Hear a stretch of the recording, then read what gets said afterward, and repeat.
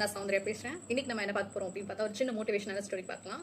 இந்த ஸ்டோரி உங்களோட லைஃப்பை சேஞ்ச் பண்ணும் அப்படின்னு நான் பிலீவ் பண்ணுறேன். ஸோ ஒரு அழகான வில்லேஜில் ஒரு அப்பா வந்து சால்ட் வித்துட்டு இருந்தாங்க. அவங்களுக்கு வந்து 2 பசங்க, ஒன்று ராகேஷ், இன்னொன்று முகேஷ். ஸோ அவங்க அம்மா ஒரு அழகான ஃபேமிலியாக ரன் பண்ணிட்டு இருந்தாங்க. அந்த 2 பையனுமே வந்து எப்படி கேரக்டர்ஸ் அப்படி போர்ட்ரே பண்ணுறாங்கன்னா, ஒரு பையனுக்கு வந்து ரொம்ப ஷையான டைப்பு, இன்னொரு பையன் வந்து ரொம்ப ஸ்போர்ட்டிவான டைப்பு. அந்த மாதிரி 2 பர்சனையுமே போர்ட்ரே பண்ணுறாங்க. ஸோ இந்த ஷையான பர்சன் வந்து ராகேஷ் வந்து என்ன மாதிரி சொல்கிறாங்கன்னா, ஸ்கூலுக்கு போனாங்கன்னா அவன் வந்து ஒழுங்காக படிக்கல, ஸ்டடீஸில் நல்ல மார்க்ஸ் ஸ்கோர் பண்ணல, அதுக்கப்புறம் இவன் எதுக்குமே உதவ மாட்டான், ஒரு வேஸ்ட் ஃபெல்லோ அப்படின்னே சொல்லியே இவனை வந்து டம்ப் பண்ணுறாங்க. ஸோ அந்த ஃபியர் வந்து அந்த ஷைனஸ் வந்து ஃபியராக மாறுறதுக்கான சான்சஸ் நிறையா இருக்குது. ஸோ அவனுக்கு ஃபியராகவே அது கன்வெர்ட் ஆயிருச்சு. ரெண்டாவது பையன் என்ன அப்படின்னு பார்த்தீங்கன்னா, ரொம்ப பாசிட்டிவான பர்சன், எது வந்தாலுமே ஓகே அக்செப்ட் பண்ணிட்டு மூவ் ஆன் பண்ணிட்டு போய்கிட்டே இருக்க பர்சன். ரெண்டாவது முகேஷ்ங்கிற அந்த பர்சன் இப்படி கடந்துட்டே இருக்கும்போது 2 பேருமே பெரியவங்க ஆகிறாங்க. அப்போ அவங்க அப்பா வந்து எனக்கு வயசாயிருச்சு, என்னோட பிஸ்னஸ் நீ வந்து டேக் ஓவர் பண்ணணும் அப்படின்னு சொல்லிட்டு யார் ராகேஷ்ட கொடுக்குறாங்க. அவன் வந்து ரொம்ப பயப்படுறான், நம்ம எப்படி இந்த பிஸ்னஸ் ஹேண்டில் பண்ண முடியும் அப்படின்னு சொல்லிட்டு. சரி அப்பாட்ட நம்ம நோ சொல்ல முடியாதுங்கிறதுக்காக எஸ்ன்னு சொல்லி அந்த பிஸ்னஸ் நான் ரன் பண்ணுறேன் அப்படின்னு சொல்லி சொல்கிறான். அதுக்கப்புறம் என்ன ஆகுது அப்படின்னு பார்த்தீங்கன்னா, அவங்க அப்பாவே தோக்கடிக்கணும்னு சொல்லிட்டு ஒரு சின்ன நம்மளுக்குன்னு ஒவ்வொருத்தவங்களுக்கு பார்த்தா யாராச்சும் ஒருத்தவங்க எனிமீஸ் இருந்துட்டே இருப்பாங்க. அதே மாதிரியே அவங்க அப்பாவுக்கும் ஒரு எனிமி இருக்காங்க. அந்த பர்சன் வந்து என்ன பண்ணுறான்னா, உங்க அப்பா வந்து எல்லா சால்ட்டையும் என்கிட்ட கொடுக்க சொன்னாங்க, நான் எல்லாத்தையுமே எடுத்துக்கிறேன், உங்க அப்பா தான் எடுத்துட்டு வர சொன்னாங்க அப்படின்னு சொன்ன உடனே இவனும் எதுவுமே பதில் சொல்லவே இல்லை. சரி அப்பா சொல்லியிருக்காங்க எடுத்துட்டு போட்டோம் அப்படின்னு விட்டுட்டான். ஸோ எல்லாத்தையுமே எடுத்துட்டு போயிடுறாங்க. அதுக்கப்புறம் என்ன பண்ணுறாங்கன்னா, அவங்க அப்பா வந்து கேட்குறாங்க, ஏன் இந்த மாதிரியெல்லாம் பண்ண, நீ ஒன்றுத்துமே உதவ மாட்டேன், நீ எதுவுமே அவனால் பண்ண முடியாது அப்படின்னு சொல்லி அவனுக்கு கான்ஃபிடன்ஸை ரொம்ப உடைக்கிறாங்க. உடைச்சதுக்கு அப்புறமா அவன் என்னன்னா ஒரு நதிக்கரையில் போய் உட்காந்துட்டு நம்ம வந்து இதோட வாழ்க்கையை முடிச்சுக்கலாம், நம்மளுக்கு என்ன நம்மள்ட்ட லைஃப்பில் எதுவுமே நம்ம நல்லது பண்ணவே இல்லை, பயம் மட்டும் தான் மிச்சம் இருக்குது நம்ம வாழ்க்கையில், ஸோ இந்த லைஃப் எதுக்கு அப்படின்ட்டு நம்ம முடிச்சுக்கலாம் அப்படிங்கிற அந்த ஸ்டேஜ் வரும்போது ஒரு வயசான தாத்தா அவனை கூப்பிடுறாங்க. என்னாச்சு ஏன் கேட்கும்போது, நான் இதுக்கு இதெல்லாம் சொல்லணும் அப்படிங்கும்போது, இல்லை பரவாயில்ல ஷேர் பண்ண அப்படின்னு சொன்னதுக்கப்புறமா அட்லீஸ்ட் நம்ம லைஃப்பில் யாராச்சும் ஒரு பர்சன் கிட்ட நம்மளோட மனசு திறந்து நம்மளுடைய கவலைகள் எல்லாம் சொல்லணும். மறைச்சு வைக்கிறது ரொம்ப நல்ல விஷயம் அப்படின்னு நான் சொல்ல மாட்டேன், பட் நம்மளுடைய கஷ்டத்தை யாராச்சும் ஷேர் பண்ணுறது ரொம்ப நல்ல விஷயம் அப்படிங்கிறது என்னோட பாயிண்ட் ஆஃப் வியூ.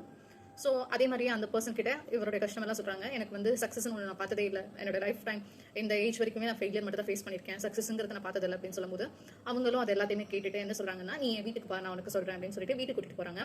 வீட்டுக்கு கூட்டிகிட்டு போனா அப்போ வந்து 3 நாள் என்னை ஃபாலோ பண்ணனா உனக்கு சக்ஸஸ்க்கான வழி என்ன அப்படின்னு சொல்கிறாங்க.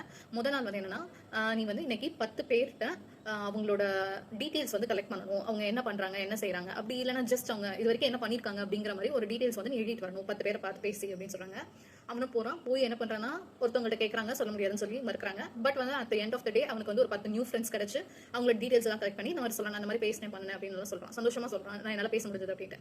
2வது நாள் என்ன சொல்கிறாங்கன்னா, நீ வந்து என்ன பண்ணுன்னா, இந்த ஊரில் உள்ள சின்ன குழந்தைங்களெல்லாம் கூட்டிட்டு நீ வந்து தண்ணி பற்றிய முக்கியத்துவம் நீ வந்து சொல்லணும் அப்படின்னு சொல்கிறாங்க. நான் எப்படி சொல்லுவேன், எனக்கு அந்த அளவுக்கு நாலேஜ் இல்லையே அப்படின்னு சொல்லும்போது, அதெல்லாம் பிரச்சனை இல்லை, எல்லாருமே குழந்தைங்க தானே, ஸோ வந்து நீ என்ன பேசுறியோ அவங்க அதெல்லாத்தையும் பிலீவ் பண்ணுவாங்க அப்படின்னு சொன்ன உடனே ஆமான்னு சிரிச்சுட்டு இவனை போய் ஃபர்ஸ்ட் வந்து இன்ட்ரடக்ஷன் கொடுக்குறான். அப்போ பயப்படுறான், இல்லை நமக்கு பயம் வெளியே தெரியக்கூடாதுன்னு சொல்லிட்டு திரும்பவும் வந்து என்ன பண்ணுறான்னா, அந்த தண்ணி பற்றிய முக்கியத்துவம் சொல்ல ஆரம்பிச்ச உடனே எல்லா குழந்தைங்களும் ரொம்ப ரசிச்சு கேட்குறாங்க. அவனுக்கே ஒரு கான்ஃபிடன்ஸ் வருது, நம்ம மேலே நம்ம சொல்கிறதையும் கேட்குறாங்களே அப்படின்னு சொல்லிட்டு.